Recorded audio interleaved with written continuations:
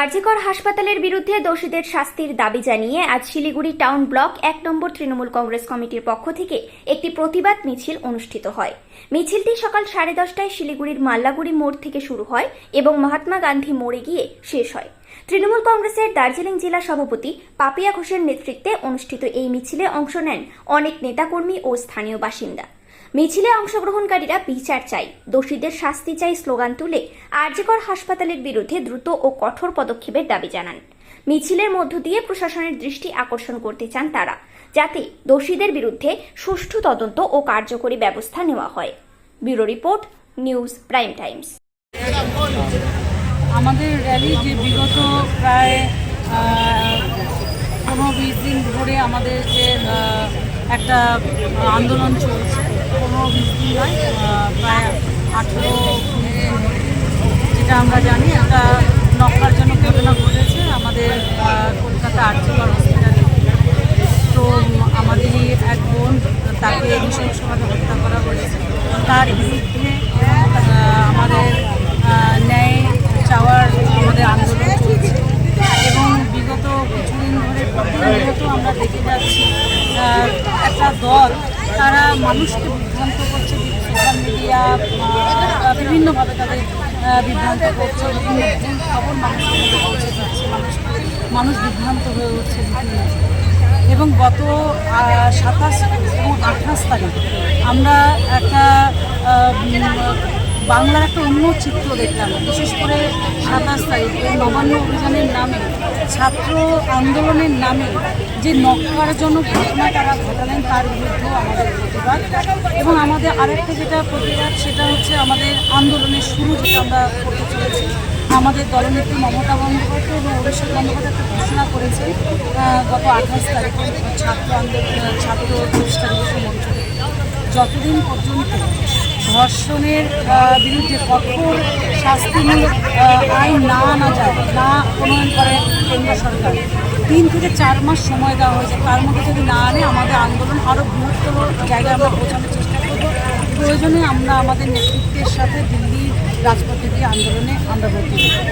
27 তারিখে যে নবান্ন অভিযান হয়েছিল, সেখানে ছাত্র পরিষদের নেতা সায়ন লাহিড়ী, সেই দিনকেই রাত্রিবেলা রাজ্য সরকারের পুলিশ তাকে অ্যারেস্ট করে। আজ তাকে ব্যাংশাল কোর্টে তাকে মুক্তি দিয়েছেন। কি বলবেন? রাজ্য সরকার অ্যারেস্টও করলো, আজকেও তার মুক্তি পেল, কি বলবেন?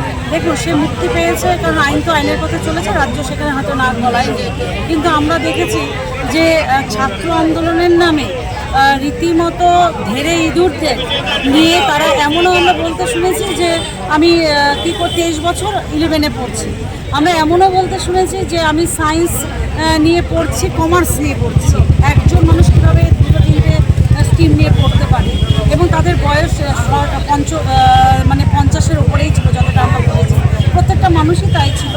এবং আমরা মানুষের কাছে অনুরোধ করব, বিভ্রান্ত হবেন না। এবং আমাদের এখন যেটা লড়াই, সেটা ন্যায়ের ক্ষেত্রে আমরা সবাই একসাথে, কিন্তু পদত্যাগের ক্ষেত্রে আমরা কিন্তু মানব না। আমরা সিবিআই আজকে প্রায় 18 দিন হতে চলেছে।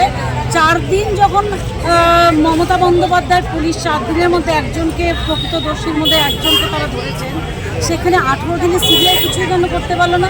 আমাদের আন্দোলন সিবিআইয়ের বিরুদ্ধে আজকে এই প্রতিবাদ, এই রাস্তা থেকে, শিলিগুড়ি রাজপথ থেকে, যে এতদিন হয়ে গেলেও সিবিআই কেন কিছু করতে পারলো না? আমাদের সিবিআইয়ের কাছে বিচার চাই। এবং এই যে যেটা বলবো, যে ছাত্র আন্দোলনের নামে যে একটা অরাজকতা সৃষ্টির একটা প্রচেষ্টা চলছে, আমরা সেদিনের যে আন্দোলন তাদের ছিল, যেটা নবান্ন অভিযান ছিল, আমরা তো জানি আইন কি বলে। আইন বলে যে কোনো এরকম কিছু কর্মসূচি নিলে আমাদের পুলিশের কিন্তু একটা পারমিশন আমাদের প্রয়োজন। তারা কোনো পারমিশন নেয়নি। এবং ন্যায় সংহিতা, যেটা নতুন আইন আমরা জানি, সেখানে 163 ধারায় রীতিমতো বলা রয়েছে যে এরকম কিছু করতে গেলে অবশ্যই পুলিশের পারমিশন লাগবে। তাহলে তারা সেটা করলো না কেন? তার বিরুদ্ধে আমাদের প্রতিবাদ। তার মানে কি তারা অশান্ত বাংলাকে শান্ত বাংলাকে অশান্ত করতে চাইছে? তারা শুধুমাত্র রাজনীতি করতে চাইছে? তারা একটা বিশৃঙ্খলা সৃষ্টি করতে চাইছে? এর বিরুদ্ধেও আমাদের